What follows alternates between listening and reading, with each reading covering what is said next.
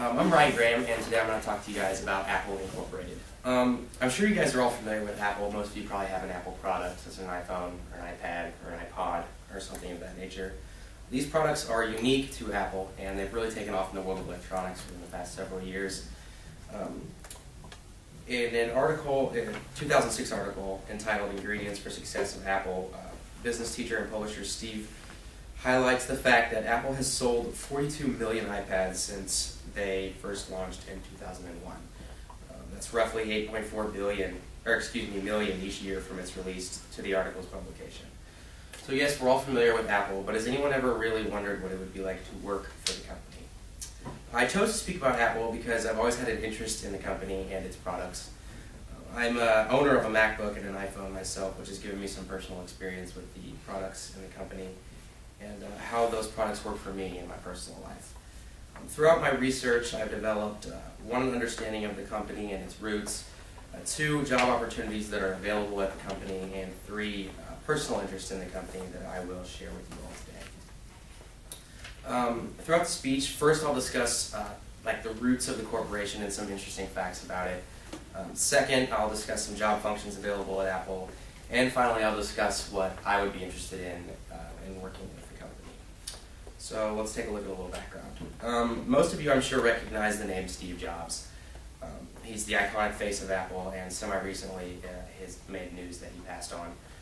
Although he is gone, his legacy is still being written today, and he is so revered, in fact, that in a 2011 article entitled How Apple Revolutionized the World, Newsweek journalist Paul Thierix describes him as an American hero.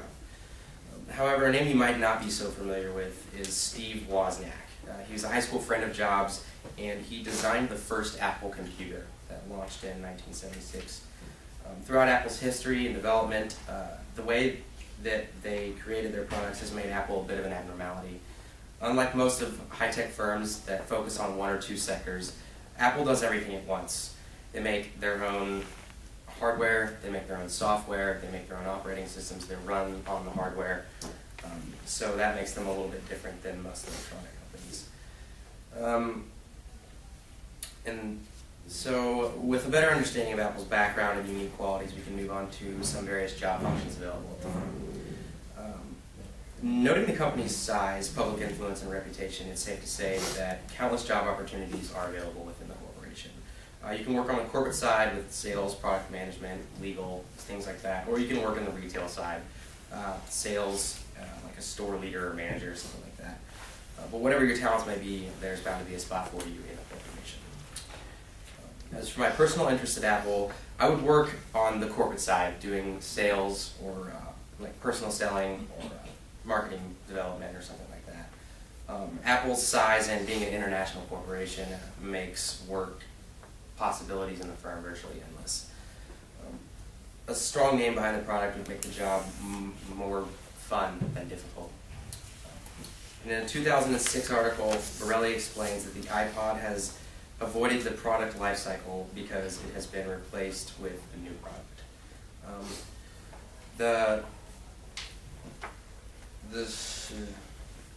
This speaks volumes about the reliability of the company and seems to suggest Apple is a good choice for a company to invest your future in. During my speech today, I hope I've sparked some interest in Apple and their products. I'd like to finish up and recap what I spoke about. Today I spoke about the background of Apple and a little history behind the company. I spoke about the different job functions that are available at the company, and finally I spoke about the particular job function that I would find interesting. So hopefully I've sparked some interest in telling you a little bit about Apple, and if you research a little bit yourself, you might find that you're interested in the company as well.